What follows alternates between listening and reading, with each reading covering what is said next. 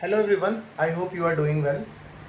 सो ये वीडियो उन लोगों के लिए है जो प्रिपेयर कर रहे हैं English paper 2 for JSCC CGL। Okay, आपके सिलेबस में नॉवल सेक्शन में एक स्टोरी है that is fasting and feasting. And now fasting and feasting has been written by Anita Desai, जो कि इंडिया की बहुत ही रिनॉन राइटर हैं। ठीक है, अब इस स्टोरी की समरी आपको काफ़ी सारी मिल जाएगी यूट्यूब में। But what I want to discuss is the character analysis, especially about the females and the roles of females in this play, or you can say in the story. अब यहाँ पे क्या है, बेसिकली इस story में दिखाई गई है the patriarchal society and the impact of patriarchal society on the women, specially दो जो मेन कैरेक्टर है दैट इज उमा। हालांकि मेन कैरेक्टर कहीं ना कहीं दो पार्ट में इस स्टोरी को लिखा गया था। एक पार्ट अरुण की तरफ ज़्यादा फोकस करता है जो उमा का छोटा भाई रहता है, एंड एक उमा पे किया जाता है ना। उमा एक पैट्रियार्कल सोसाइटी में रहती है, उसके फादर एक मैजिस्ट्रेट रहते हैं। जो उसके बेटे पहले मेल बर्थ फैमिली में जैसे ही होता है, उस बेटे का नाम रहता है दैट इज अरुण। और अरुण के आते ही Uma is deprived of the basic facility that is education. Education से उसको दूर हटा दिया जाता है, कॉन्वेंट स्कूल से उसको उसकी समझो कि नाम कटवा दी जाती है। Now why this story shows the impact of patriarchal society on our Indian system. India की सोसाइटी में क्या असर है। अक्सर देखा जाता है कि महिलाओं को इवन विलेजेस में भी क्या होता है कि लोग एजुकेशन से थोड़ा कट ऑफ कर देते हैं।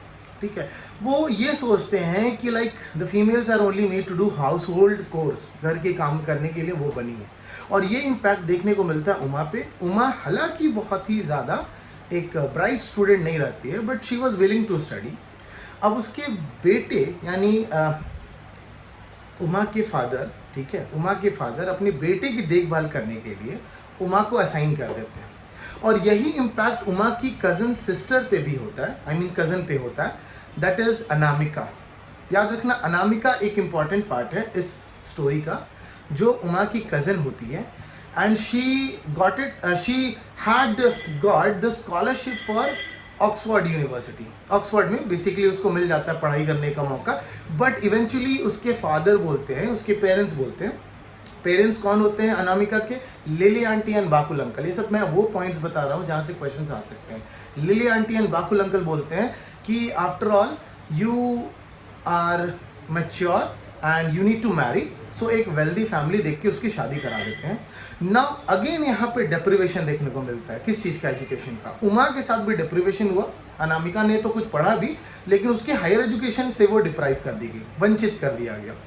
इसके बाद दूसरा इंपॉर्टेंट पार्ट है, अनामिका की शादी के बाद उससे she was burn to death. अब उसे सुसाइड का केस दिखाया जाता है, ठीक है। और ये भी बोला जाता है कि उसको मिसकैरेज हुआ था because their her in laws used to beat her. तो शायद उसके घर में बच्चे की मौत हो गई थी, मिसकैरेज हो गया था, और जिसके बाद वो इनफर्टाइल हो जाती है, वो दोबारा बच्चे पैदा नहीं कर सकती। और इसी तरह कहीं ना कहीं उमा को भी देखने को मिला था। उमा के जिंदगी में भी शादी एक ऐसा पार्ट है ना जिससे काफ़ी मायूसी हुई उमा को। सायल फैमिली लोगों ने सबसे पहले उमा को देखने आए शादी के लिए, लेकिन उनके परिवार को उमा की अपनी छोटी बहन अरुणा पसंद आ गई, और अरुणा को पसंद करने के कारण उमा का शादी नहीं हो पाया। दूसरा आता है गोयल फैमिली। गोयल फैमिली ने क्या किया, दहेज के नाम पे उमा के फादर से पैसा लिया और बोला कि वो पैसा को हम जमीन में इन्वेस्ट करेंगे, लैंड में, एंड फिर वो लैंड को हम लोग शायद इक्वली डिस्ट्रीब्यूट कर लेंगे आपस में।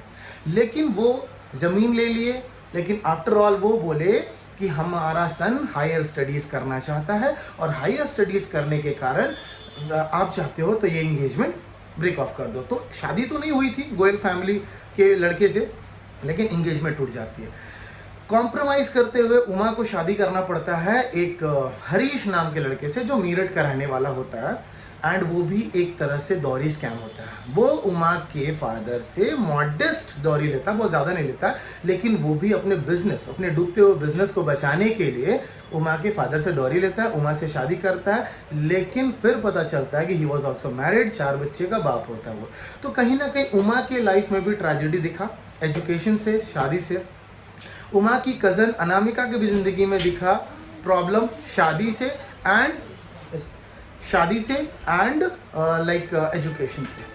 अनामिका को तो अपनी ज़िंदगी से हाथ भी धोना पड़ गया था। तो ये सब कुछ पॉइंट्स है जहाँ से आपको क्वेश्चंस पूछी जा सकती है ना। एक और मज़ेदार बात, इस स्टोरी को फास्टिंग एंड फीस्टिंग क्यों बोला गया, कभी आपने सोचा? फास्टिंग का मतलब होता है ना किसी चीज़ व्रत जैसे हम लोग करते हैं ना, तो किसी चीज़ जैसे फूड को अवॉइड करते हैं। और फीस्टिंग मतलब हम लोग बहुत ज़ोरदार तरीके से पार्टी वार्टी करते हैं, खाते हैं। यहाँ पे फास्टिंग का मतलब है उमा की ज़िंदगी जिसे वंचित किया गया, कमी किया गया एजुकेशन से। दूसरा फीस्टिंग, उमा का भाई लड़का अरुण, जिसको लड़का होने के कारण अमेरिका मैसाचुसेट्स तक भेजा गया पढ़ाई करने के लिए, तो वो पढ़ाई में फीस्टिंग कर रहा है और उमा कहीं ना कहीं फास्टिंग कर रही है। तो ये फास्टिंग और फीस्टिंग बड़ा ही मज़ेदार और इम्पैक्टफुल कहानी है। तो आई होप आप लोग पढ़ो इसे, एंड आई होप कि ये वीडियो आप लोगों ने जिन्होंने भी देखा कुछ सीखने को मिला, कुछ इंपॉर्टेंट नुआंसेस मैंने एक्सप्लेन किया, कहीं डिटेल से क्वेश्चंस के। तो मिलते हैं अगले वीडियो में, फिर कुछ अलग स्टोरी की अलग बात बताएंगे। तब तक के लिए जोहार।